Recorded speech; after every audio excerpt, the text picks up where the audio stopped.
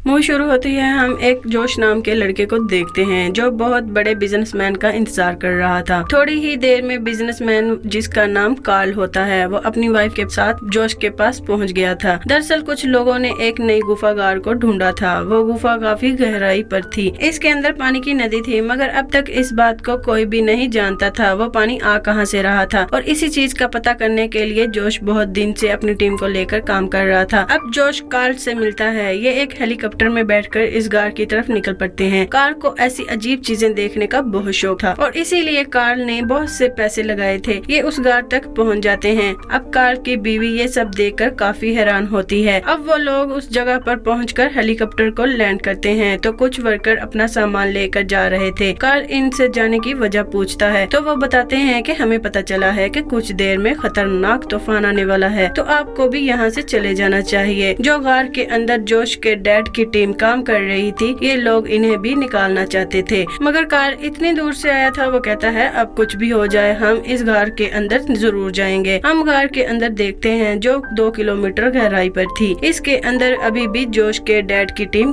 अभी भी अपना पूरा सेटअप लगाकर अपना काम कर रही थी। एक फीमेल वर्कर जो तैरने में बहुत अच्छी थी, वो इस बात को जानने की कोशिश कर रही थी आखिर इस गार के अंदर पानी आ कहां से रहा है और ये इतनी बड़ी है और खत्म कहां होती है। इसीलिए आज वो यहाँ नई रास्ते पर जाने वाली थी। तभी जोश के डैड का एक आदमी ये नोटिस करता है कि वो फीमेल वर्कर धूप न मिलने की वजह से बहुत वीक हो गई है, क्योंकि कई दिन से ये यहाँ काम कर रहे थे। इसीलिए वो इसे आज काम करने से मना करता है। उधर ऊपर कार्ल की वाइफ को इस गार का नक्शा दिखाया जा रहा था, जिसे देखकर उसे अंदाजा इस बात का तो हो गया था कि ये गार कितनी गहराई और कितना बड़ा है। और यहाँ पर कार्ल जोश से कहता है कि देखना मैं तुमसे पहले नीचे जाऊंगा। तो वहीं पर कार्ल पैराशूट की मदद से नीचे जा रहा था। कार्ल की वाइफ गार की खूबसूरती देखकर हैरान हो गई थी। इनके यहाँ पर आने से पहले जोश के डैड फीमेल वर्कर के साथ पानी में जा चुके थे ताकि वो पता कर सके कि पानी कहाँ से आ रहा है। तैरते तैरते इन्हें एक नया रास्ता मिलता है। जोश के डैड देखकर इन्हें कहते हैं कि हमें इस नए रास्ते से जाना चाहिए। सबसे पहले जोश के डैड जाते हैं और इनके पीछे फीमेल वर्कर जाने लगती है तो वो फंस गई थी। हैरी उसकी मदद करते हैं। ये दोनों एक नई जगह पर पहुंच गए थे। इन्हें ऊंचाई पर पानी की सतह नजर आ रही थी, मगर ये वहां पर जा नहीं सकते थे क्योंकि अगर ये वहां जाते इनके लिए वापसी के लिए ऑक्सीजन नहीं थी। अब जैसे ही ये लोग वहां से वापस जाने लगते हैं, फीमेल फ्रेंड का ऑक्सीजन सिलेंडर खत्म हो जाता है। उसकी जान खतरे में थी। ये सब इनकी टीम मॉनिटर्स पर देख रही थी। ऑक्सीजन सिलेंडर इतनी दूर थी कि अगर ये वापस उसे लेने जाते वो रास्ते में ही मर जाते। इसीलिए यहाँ पर जोश के डैड एक फैसला लेते हैं। वो अपना ऑक्सीजन मास्क उतार कर अपनी वर्कर को लगा देते हैं। फिर कुछ देर के बाद उन्होंने फिर लगा लिया था।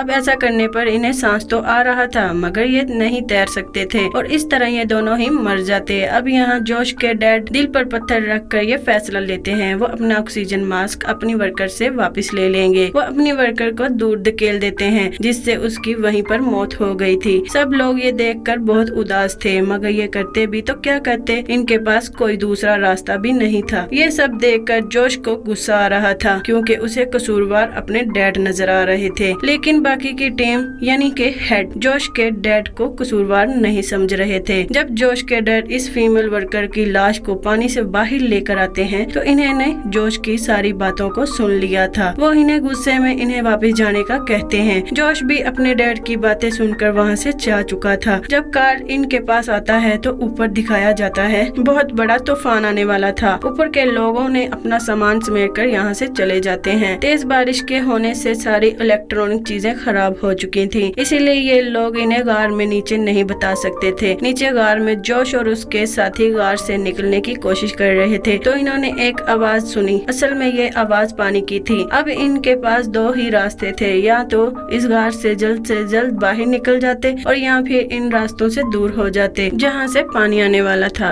गार में बहुत तेज पानी आने लगता है।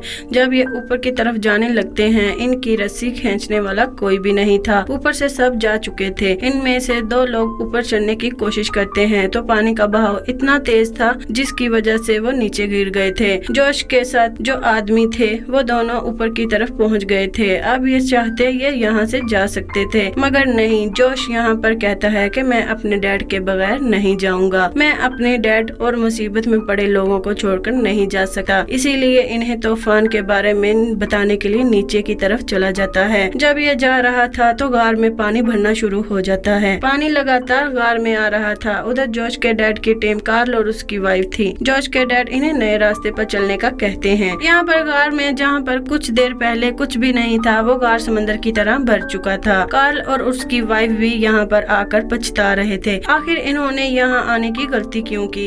इनके पास जॉश के डैड की बात सुनने के अलावा दूसरा रास्ता नहीं था। सबसे पहले जो जॉश के साथ 2 आदमी था वो जाता है और उसके पीछे जॉश था, मगर पानी के बहाव की वजह से वो नीचे गिर जाता है। उसका सर एक पत्थर से टकरा जाता है। जॉश जब उसे बचाने की कोशिश करता है वो पानी में कहीं गायब हो गया था। जॉश के डैड सबको यहाँ बताते हैं, मैंने और मेरी वर्कर ने एक रास्ते को ढूंढा था, हमें उसी रास्ते से निकलना होगा। ये पांचों अपने तैरने वाले सूट पहन लेते हैं। इनमें से कार्ल की वाइफ को तैरना नहीं आता था, इसीलिए जॉश के डैड उसे कहते हैं, तुम्हारे साथ इस सफर में जॉश रहेगा जो तुम्हें सहारा देगा। अब एक एक करके इस तंग रास्ते से निकल जाते हैं, मगर घबराहट की वजह से कार्ल की वाइफ उस रास्ते में ही फंस गई थी।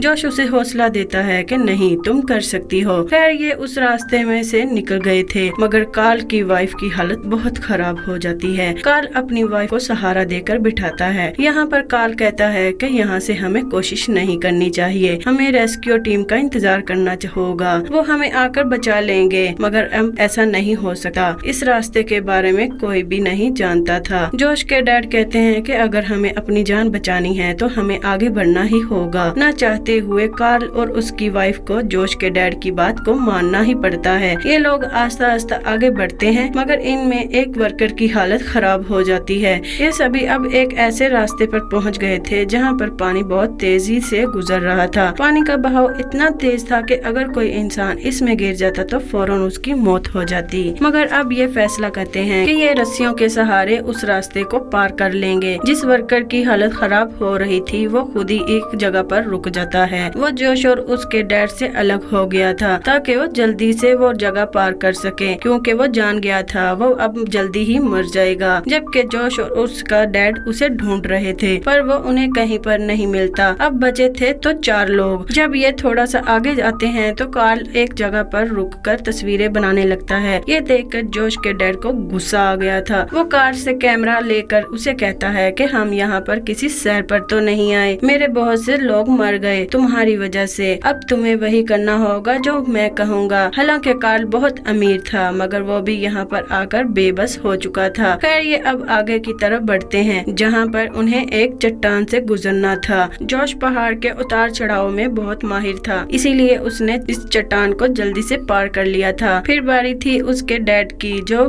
कार्ल की वाइफ को लेकर अपने साथ आ रहे थे। तभी कार्ल की वाइफ का पाँव फिसल जाता है, जिसकी वजह से तार उसके बालों में फंस गई थी और उसे बहुत ज्यादा दर्द हो रहा था। वो अपने बालों की परवाह न करते हुए बालों को चाकू से काट देती है, जिस वजह से वो नीचे गिर गई थी और फौरन ही उसकी मौत हो जाती है। कार्ल अपनी वाइफ की मौत पर बहुत रो रहा था, मगर अब कुछ भी नहीं हो सकता था। ये तीनों दूसरी साइड पर पहुंच जाते हैं। कार्ल की हालत बहुत खराब होती है। जॉश के डैड कहते हैं, नक्शे के हिसाब से हमें बहुत लंबा सफर किया है, लेकिन इनके पास ऑक्सीजन की कमी थी, एक ही आदमी पानी के अंदर जा सकता था। जब जॉश के डैड और जॉश रास्ते का जायजा ले रहे थे तो कार्ल धोखे से सिलेंडर लेकर पानी में चला जाता है, जिस वजह से जॉश और उसके डैड वहीं पर फंस गए थे। कुछ देर के बाद जॉश के डैड को एक रास्ता नजर आता है जहाँ से इन्हें जंगल नजर आ रहा था, लेकिन वो भी इनसे काफी दूर था। तभी वहीं पर उन्हें वहाँ पर एक टैंक मिलता है और वहीं पर कुछ खाने पीने का सामान भी मिलता है। इसी तरह 2 दिन गुजर जाते हैं। जब ये अपने पुराने रास्ते से वापस आ रहे थे तो इन्हें कार्ल मिलता है, जो अब काफी जख्मी हो चुका था। वो भूखा होता है और पागलों की तरह बातें कर रहा था। कार्ल जॉश और उसके डैड को देखकर बहुत खुश होता है। वो समझ रहा था कि वो दोनों उसे बचाने आए हैं, मगर ऐसा नहीं था। जॉश के डैड अब उसकी मदद नहीं करते क्योंकि ये इनको धोखा देकर भागा था। कार्ल जब रो रहा था, खाने को कुछ मांग रहा था। जॉश को इस पर तरस आ जाता है, इसीलिए उसे वो खाना देता है। जॉश जब पानी में रास्ते को तलाश करने के लिए जाता है तो पीछे से कार्ल ने अपने पागलपन में जॉश के डैड पर हमला कर दिया था, जिसकी वजह से वो तेज धार पत्थर पर गिर जाते हैं। इनके